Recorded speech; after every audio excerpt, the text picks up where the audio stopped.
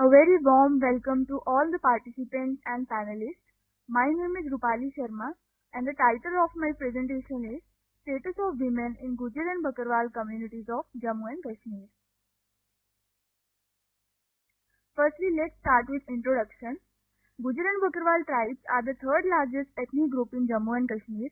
In Jammu and Kashmir, there are 10,93,852 Gujjar and Bakarwal, out of which 9,80,654 are Gujars and 1,13,198 are Bakarwals, which constitute 95.42% of total ST population. Gujars are of two types, Dodi Gujars, Zamindar Gujars. The occupation of Dodi Gujar is to sell milk and milk products. The occupation of Zamindar Gujar is agriculture and animal husbandry. Their main occupation is to rear buffaloes, cows and other animals. Bakarwals are pastoral nomadic tribes which perform pastoral activities and whose main occupation is to rear goat and sheep. Gujars of Jammu and Kashmir are supposed to have come from Rajasthan and adjoining parts of Gujarat because of famine. Research rationale. In this study, descriptive and analytical qualitative analysis was used. The data was taken from the Census of India, papers published in journals, government reports, the internet and published documents were used. This research is aimed at finding the status of Gujjar and Bakarwal women in Jammu and Kashmir. In this paper, researcher has found that the social, political and economic status of Gujjar and Bakarwal women is deteriorating. The Gujjar and Bakarwal women are facing illiteracy, marginalization, deprivation and poverty. Child marriage is still prevalent in Gujjar and Bakarwal tribes. Forest Rights Act 2006 has not implemented in Jammu and Kashmir, causing loss of rights for these communities.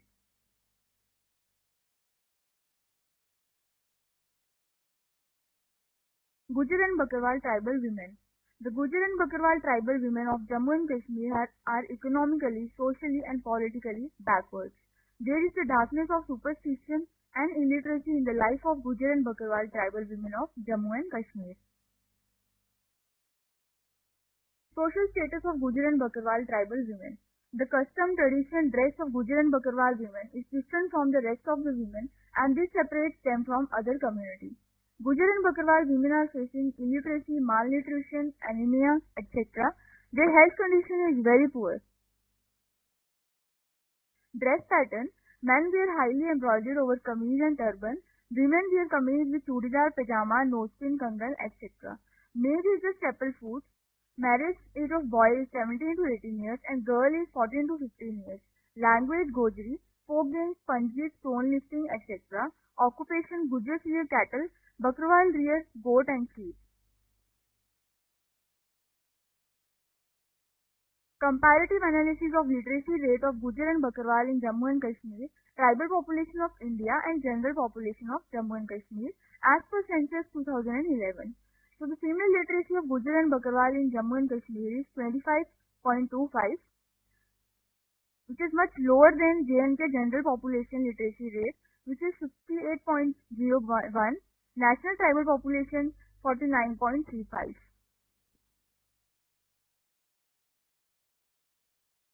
Comparative analysis of population and sex ratio of Gujjar and Bakarwal in Jammu and Kashmir and tribal population of India as per census 2011.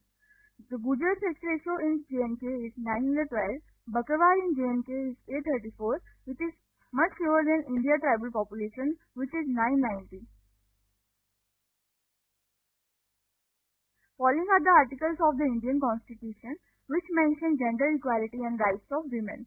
Article 14 Equality, Article 15 No Discrimination, Article 17 Abolition of Untouchability, Article 19 Right to Freedom of Speech and Expression, Article 21 Right to Life and Personal Liberty, Article 47 to raise the standard of living and level of nutrition of its people.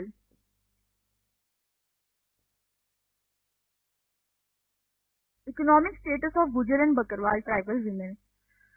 Gujjar and Bakarwal were granted tribal status by Government of India in 1991, but Gujjar and Bakarwal of Jammu and Kashmir were deprived of economic rights due to Article 370 restrictions.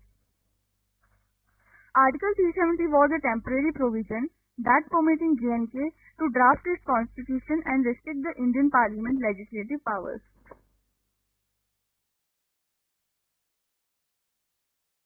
After Article 370 superseded, Gujjar and Bakarwal of Jammu and Kashmir has economic rights which is given by Indian Constitution. In 2019, Article 370 superseded, which paved the way for their economic empowerment. Following are the articles of Indian Constitution which are given to tribes of India for their economic empowerment. Article 16, Equality of Opportunity in matters relating to employment. Article 46, the educational and economic interests of the weaker section of the society will be protected. Article 15.4, the state to make any special provision for the advancement of socially and educationally backward classes of citizens or the scheduled castes and scheduled tribes. Article 19.5, the rights of free movement and residence throughout the territory of India and acquisition and disposition of property are granted to every citizen. Special restriction may be imposed by the state for the protection of the interest of any ST. They got ST status, but their condition is still very bad. They are suffering from huge illiteracy, poverty, etc. Gujjar and Bakarwal women participation in the economic sphere is very crucial for the economic development of tribe and country. Political status of Gujjar and Bakarwal tribal women. After getting reservation, Gujjar and Bakarwal of Jammu and Kashmir didn't have political rights that are entitled to other tribes of India. In 2019, Article 370 superseded, which had been issued by President Rajendra Prasad, paves the way for Gujjar and Bakarwal to have political rights that are entitled to the rest of tribals in India. Following are the articles of Indian Constitution which pave the way for political empowerment for tribes of India.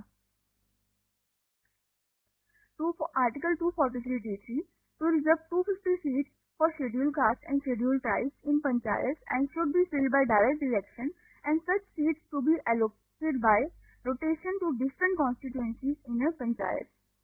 Article 243d4, seats shall be reserved for women and not less than one-third in the total number of offices of chairpersons in the panchayat.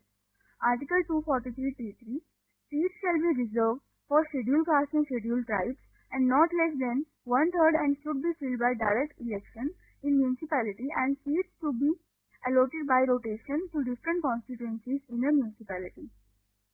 Article 243t4, seats shall be reserved for scheduled tribes and scheduled caste women in the offices of chairpersons in municipalities in a manner as the legislature of a state may by law provide.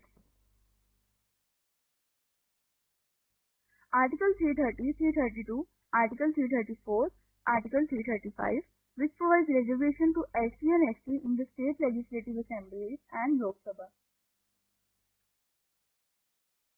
Now Gujjar and Bakarwal women have a reservation of seats in the assembly. SC and ST Atrocities Act 1989 was not implemented in Jammu and Kashmir since 1991, but now it is implemented in Jammu and Kashmir. SC and ST Atrocities Act 1989 is very important for the dignity of ST women of Jammu and Kashmir. It protects marginalized communities from discrimination. No one can insult another person because he or she belongs to SC/ST community. Forest Rights Act 2006 was not implemented in Jammu and Kashmir after 1991 and it is not implemented yet. It affects their grazing rights and livelihood. It includes rehabilitation rights. It provides ownership to land farmed by tribals to a maximum of 4 hectares.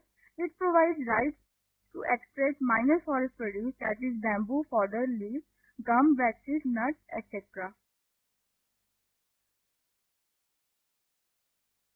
Conclusion.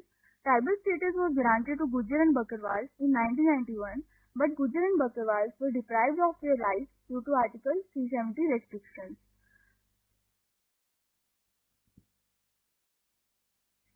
The Indian Constitution has framed various rights for these tribal women, but still the condition of these tribal women is worse. These women are facing utter deprivation and marginalization. The social, economic and political empowerment of Gujjar and Bakarwal women is very crucial for the development of the tribe and the development of the nation. Some references.